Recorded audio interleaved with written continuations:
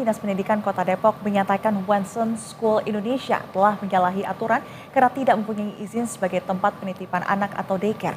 Oleh karena itu, Distrik Kota Depok bakal memberi sanksi Wanson School Indonesia dengan menutup tempat penitipan anak tersebut. Hal itu disampaikan oleh Sekretaris Dinas Pendidikan Kota Depok Sutarno saat mendatangi lokasi daycare Wanson yang berada di wilayah Cimanggis, Depok, Jawa Barat pada Kamis siang. Menurut Sutarno, perizinan yang dikeluarkan oleh Dinas Penanaman Modal dan Pelayanan Terpadu Satu Pintu hanya untuk PAUD dan taman kanak-kanak saja. Saat ini pihaknya tengah mengumpulkan bukti-bukti yang salah satunya adalah rekaman CCTV. Rekaman itu digunakan untuk menindaklanjuti apakah ada pelanggaran yang dilakukan. Bila terbukti pelanggar, maka distrik akan merekomendasikan ke Dinas Penanaman Modal dan Pelayanan Terpadu Satu Pintu untuk mencabut izinnya. Perizinan untuk PAUD di sini adalah tertera sebagaimana yang tertera di sini, ya. Wanson School itu tertera PAUD yang ada di sini, ya kan, yang terdaftar di gitu.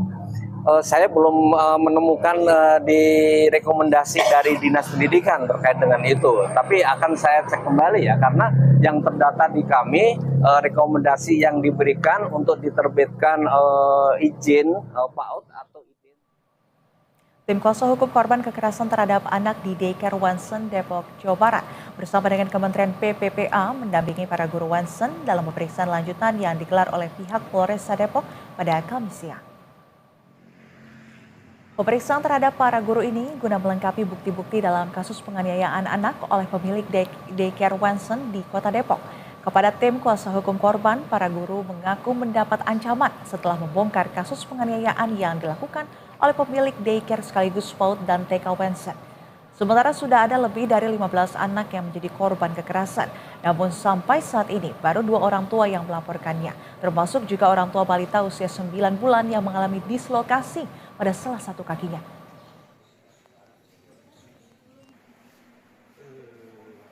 Dan hari ini agendanya adalah pemeriksaan saksi, yaitu guru-guru yang bekerja di Wanson School Indonesia.